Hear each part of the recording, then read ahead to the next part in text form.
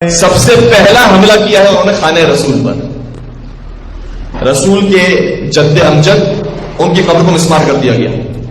رسول کی والدہ محترمہ ان کی قبر کو مسمار کر دیا گیا. رسول کے والد محترم کی قبر کو مسمار کیا گیا. رسول کی بیٹی کی قبر کو مسمار کیا. رسول کے بیٹے کی قبر کو مسمار کیا. رسول کے نواسے کی قبر کو مسمار کیا. رسول کے چچا کی قبر کو مسمار کیا. رسول کے اصحاب کی قبر کو مسمار کیا. رسول کے ازواج کی قبر کو مسمار کیا. 4 مقامات پر قرآن مجید میں شاعر اللہ کا لفظ استعمال ہوا ہے.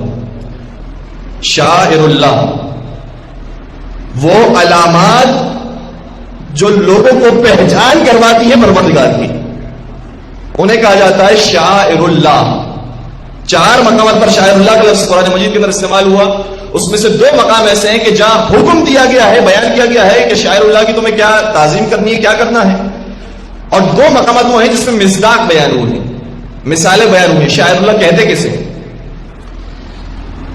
سورہ مائدہ کی آیت نمبر 2 میں ارشاد ہوا، بسم اللہ الرحمن الرحیم، یا ایھا الذین آمنوا لا تحلوا شعائر اللہ، اے صاحبان ایمان شاعر اللہ کی بے حرمتی نہ کرو، شاعر اللہ کی توہین نہ کرو، اس کو کم اہمیت نہ سمجھو، بے ارزش نہ مانو.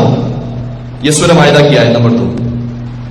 دوسرا ارشاد ہوا سورہ حج کی سورہ نمبر 22 آیت نمبر 32. ارشاد ہوا وَمَن يُعَظِّمْ شَعَائِرَ اللَّهِ فَإِنَّهَا مِن تَقْوَى الْقُلُوبِ.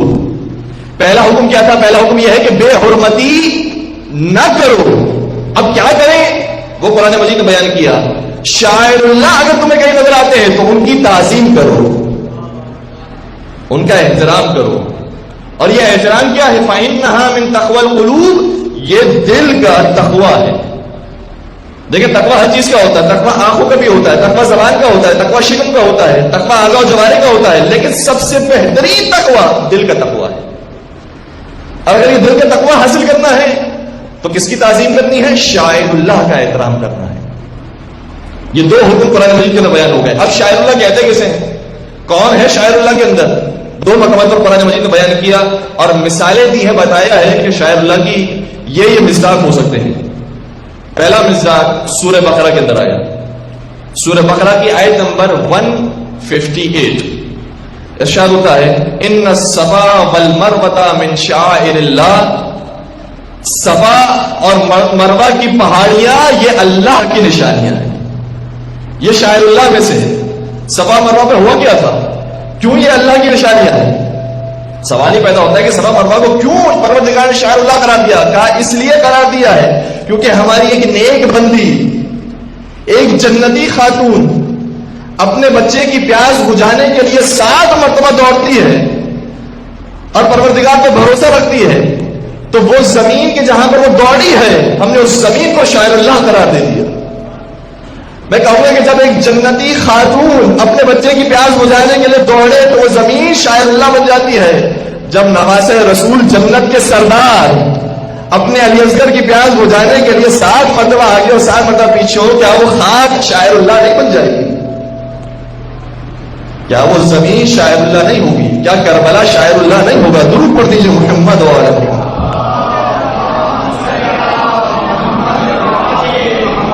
تو پروردگار نے مثالیں بیان کر دی اور یہ کہا ان الصفا والمروہ من شعائر اللہ. یہ نہیں کہا کہ صرف صفا اور مروہ پروردگار کے شاعر ہیں، صرف کا لفظ نہیں ہے. کہا صفا اور مروہ شاعر اللہ میں سے ہیں، یعنی شاعر اللہ تو بہت سے ہیں، اس میں سے چند شاعر اللہ صفا اور مروہ بھی. اور آخری آیت جس میں ایک اور مصداق بیان ہوا سورہ حج کی آیت نمبر 36 میں ارشاد ہوتا ہے وَالْبُدْنَ جَعَلْنَاهَا لَكُمْ مِنْ شَعَائِرِ اللَّهِ.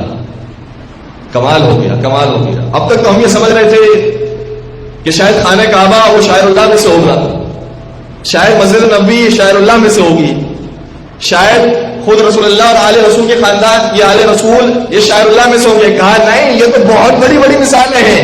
وہ اونٹ جو رائے خدا میں قربان ہوتا ہے ہم نے اسے بھی شاعر اللہ قرار دیا ہے، کیونکہ وہ اونٹ نشانی ہے پروردگار کی. وہ اونٹ قربان ہو گئے ہم دیکھتے ہیں تو پروردگار یاد آتا ہے. میں کہوں گا کہ اگر ایک اونٹ رائے خدا میں قربان ہو جائے تو شاعر اللہ میں سے بن جاتا ہے. اور وہ ہستی جس نے اونٹوں کی قطار دے دی ہو، کیا وہ شاعر اللہ میں سے نہیں ہوگا؟ تو شاعر اللہ مسجد شاعر اللہ ہے، مدرسہ شاعر اللہ ہے، امام بارگاہ شاعر اللہ ہے، یہ فرش اعضا شاعر اللہ ہے، کیونکہ ساری چیزیں وہ ہے کہ جب ہم دیکھتے ہیں ان کو تو پروردگار یاد آتا ہے۔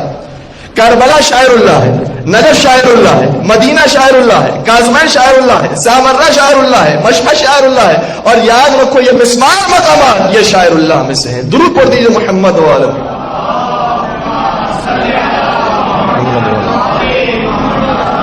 پروردگار نے جو مثالیں دی بہت چھوٹی مثال دی، اور یہ چھوٹی مثال اس لیے دی ہے تاکہ بطریقے والا خود بخود ہم بڑی مثالوں تک پہنچ جائیں۔